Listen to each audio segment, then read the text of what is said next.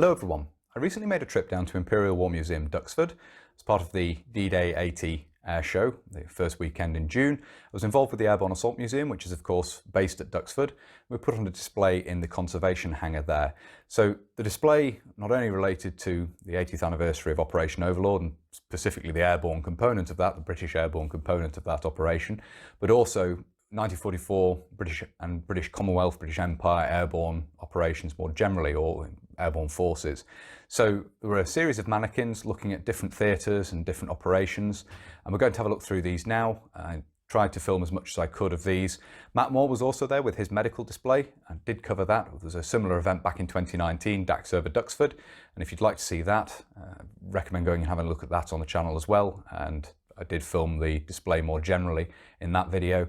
I didn't get any footage of the flying, so please note that here. Much as this was filmed at the airshow, it was focused solely on the Airborne Assault Museum display, talking to people and so forth, which didn't get a chance to really get out of the hangar and have a look at the flying, and certainly not to film any of it. So what we're looking at here, as I say, is the various mannequins set up to show these different airborne forces in different theatres, British Empire, British Commonwealth airborne forces, and that's what we're going to have a look at now.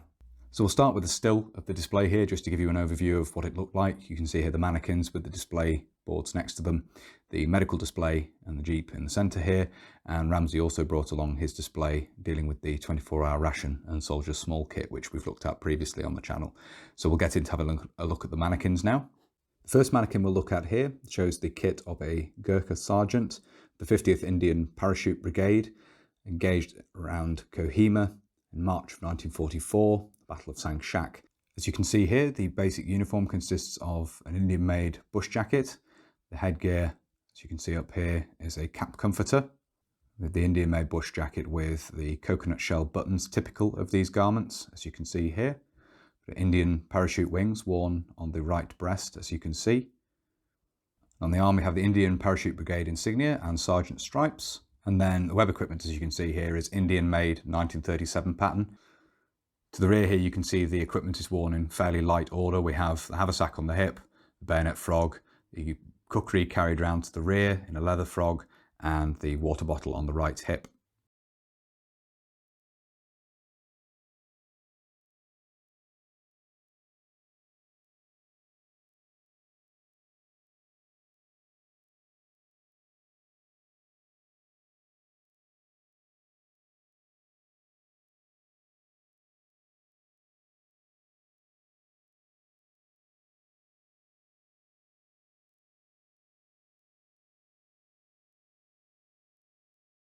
The next mannequin along was perhaps the most pertinent, relating to June 1944 and Operation Overlord.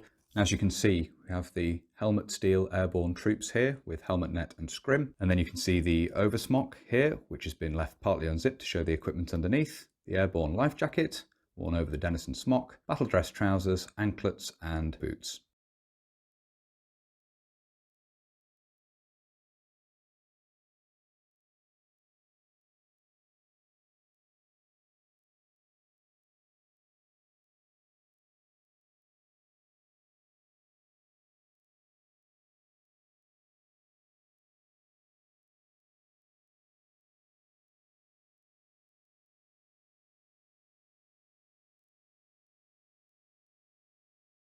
As in 2019, Ramsey provided a display including the 24-hour ration hexamine cooker, the soldier's hold-all, and various other small items which would be carried in the haversack, as you can see here.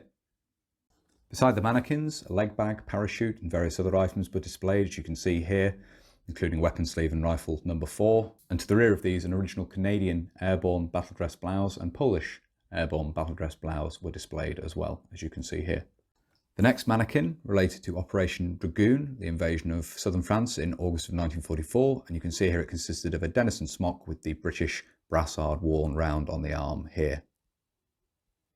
As already mentioned, I didn't make a detailed video looking at Matt Moore's medical display. I'll show you an overview here, and also we'll have a quick look at Matt's Jeep in just a minute. I did film this in detail back in 2019 during DAX over Duxford, so go and have a look at that video if you'd like to know more about this display. The next mannequin dealt with Operation Market Garden, and as you can see here, this is set up to represent air landing troops. And we again have the helmet steel airborne troops with the helmet net over it, as you can see, still with the leather chin strap, but missing the rubber rim. We then have the Denison Smock, 1937 pattern web equipment, and toggle rope here, as you can see. An interesting detail is the carriage of the bayonet frog up on the brace, as you can see here. To the rear of the mannequin, you can again see the haversack is carried on the brace ends, the toggle rope carried around the shoulders, and a bottle in carrier on the right hip.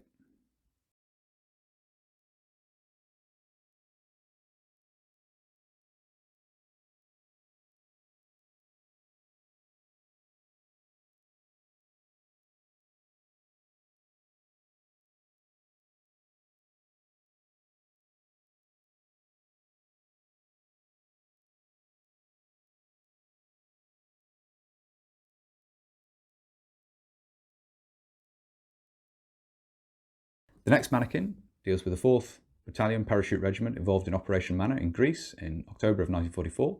You can see here the red berets worn with Parachute Regiment cap badge, the 2nd pattern Denison smock with blackened 1937 pattern webbing. Also note the shoulder pads worn here to pad the equipment.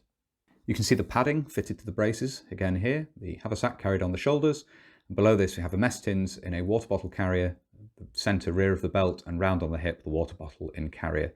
All of the equipment is blackened, as you can see.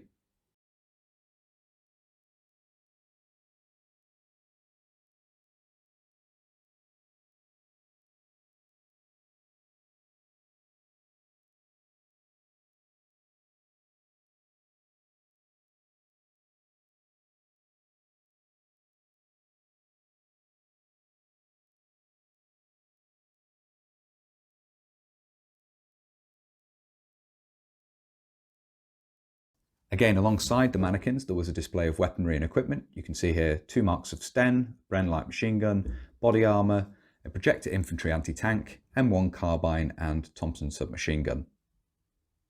Further equipment was displayed, including an airborne wheelbarrow and a pannier set up for drop with parachute and harness. You can see the detail of the airborne wheelbarrow here and the pannier with the harness attached, ready for the parachute to be attached for this to be airdropped. Visiting from the Dumfries and Galloway Aviation Museum was a Waco glider cockpit section, as you can see here. The black sections are replacements, those in raw aluminium are original sections of fuselage framework. This was an interesting addition to the display. It's not been overly restored, it's still very much in as found condition, apart from the sections which have been inserted to make this structurally sound, but nevertheless gives the impression of the cramped conditions in a Waco glider cockpit. The final mannequin here represented a private of the 6th Airborne Division deployed to the Ardennes in December of 1944 during the Battle of the Bulge. You can see the winter camouflage here with a bandolier of ammunition. Very simple setup on the mannequin here.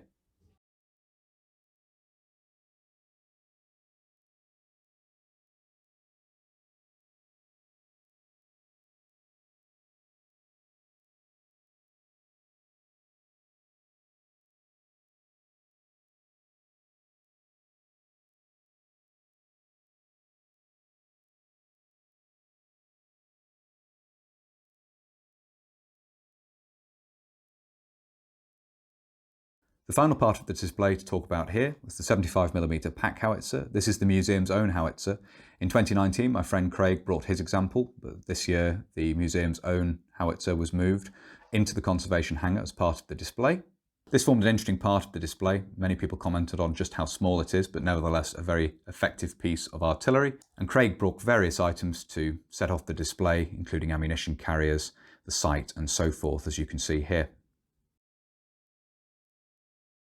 So I hope you found it interesting looking at this. I have to say once again, it was an absolute pleasure to support the Airborne Assault Museum. There were lots of interested members of the public who came to talk to us, and it was fantastic being able to talk them through the uniform, the equipment, weaponry and so forth on the display. And as I say, I think quite a few people got something out of that beyond the airshow itself. Obviously, it's a nice adjunct to the airshow to have displays like this, particularly with the anniversary. And obviously, we did focus to a degree on the airborne component of Operation Overlord, but people were interested to see more generally how British Commonwealth, British Empire Airborne Forces were involved during 1944, and I think the display conveyed that quite well. So it was definitely a pleasure to be involved with, and I hope you found it interesting looking at this in the video. If you have and you'd like to see more of this sort of thing, please do consider subscribing if you haven't already. And whether you're newly subscribing or you've previously subscribed, please do make sure you hit the little bell, the notification button down below. That will of course alert you when I upload future videos. If you really like my uploads and you would like to support the channel, you can. Both Patreon and PayPal are linked down below.